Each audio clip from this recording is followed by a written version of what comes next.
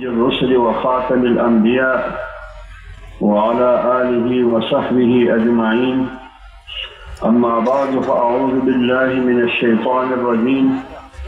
بسم الله الرحمن الرحيم.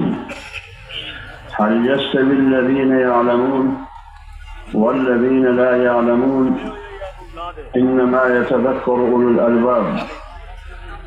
إنما يخشى الله من عباده العلماء. إنما يخشى الله من عباده العلماء. يرفع الله الذين آمنوا منكم والذين أوتوا العلم درجات. صدق الله العظيم. قابل قدر واجب الاحترام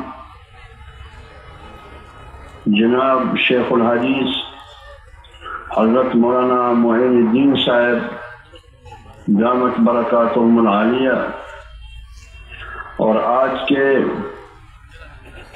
جلسہ میں شریک میرے عزیز بھائیوں اور دوستوں، اسٹیج پر تشریف فرما علماء کرام، جمعیت علماء اسلام کے ذمہ دار ساتھیوں، السلام علیکم۔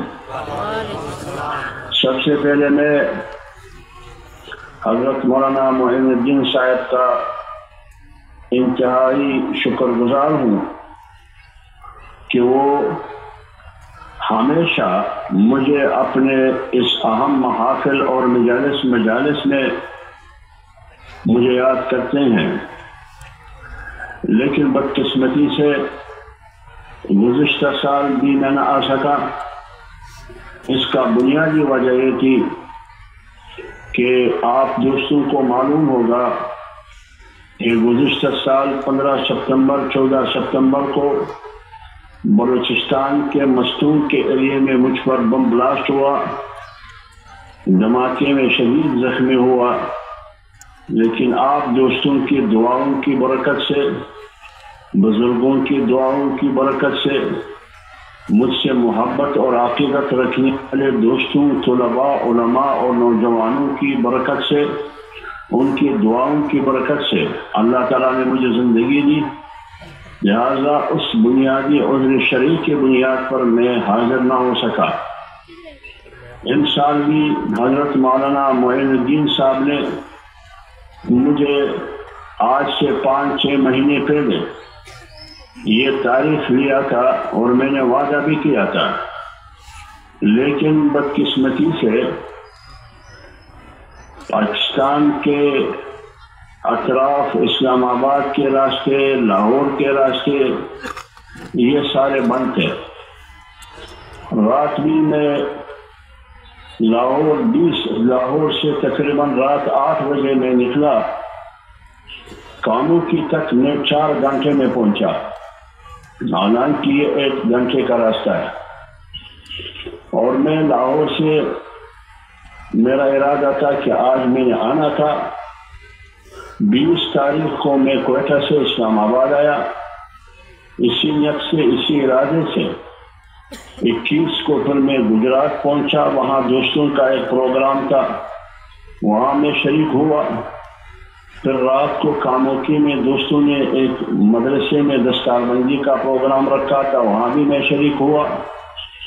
رات قیام کاموکی میں رہا، تو ارادہ یہی تھا کہ تھوڑا قریب ہو جاؤں، اسلام آباد کے بجائے لاہور سے سفر باول نگر اور بنشن آباد آسان ہوگا میرے لیے، لیکن راستے بند ہونے کی وجہ سے اور کافی دیر ہونے کے بعد کہ مغرب تک ہم یہاں لاہور میں تھے کاموکی میں، مولانا طلحہ صاحب بھی آئے تھے مولانا معین الدین صاحب کی طرف سے، اور مولانا معین الدین صاحب سے فون پر بھی بات ہوئی، ان سے گزارش کی کہ ابھی کافی وقت گزر چکا ہے، اگر صبح گاڑی آتی، ہم صبح 12 بجے روانہ ہوتے تو وہاں 6-7 بجے ہم پہنچ سکتے تھے، لیکن ابھی اس وقت روانہ ہونا، پھر رات کو پتہ نہیں ہم کب پہنچیں گے، تو مجھے بیماری کی شکایت بھی ہے، کمر میں درد ہے اور تھکاوٹ بھی ہے اور راستے بھی بند ہے، تو اس لیے ان سے گزارش کی تھی مولانا معین الدین صاحب سے، قاری ابو بکر صاحب سے، مولانا طلحہ صاحب سے، تو انہوں نے شفقت فرمائی اور میری یہ درخواست قبول کرتے ہوئے مجھے اجازت دی۔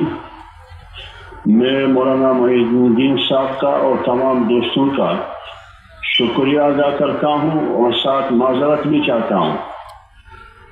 اس کے بعد میں فضلاء کو، خواہ وہ درس نظامی سے فارغ ہوئے فضلاء ہو یا حفاظ اور قراء ہو، ان سب کو مبارکباد دیتا ہوں۔ اللہ تعالیٰ ان تمام علماء کرام اور فضلاء کو اپنے علم پر عمل کرنے کی توفیق عطا فرمائے اور توفیق میں ہمت دے کہ وہ علم کے تقاضوں کو پورا کر سکیں۔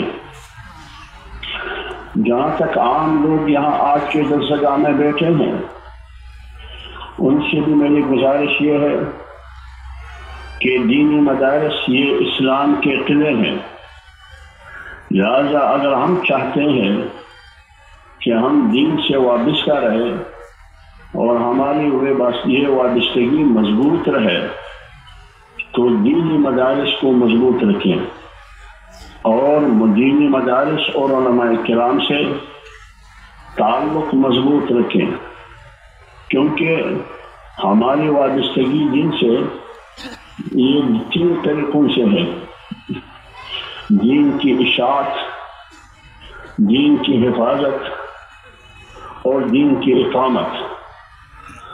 قاری محمد طیب رحمۃ اللہ علیہ نے اپنے خطبات میں لکھا ہے کہ فرق عصری سیاست اور اسلامی سیاست میں بھی یہی ہے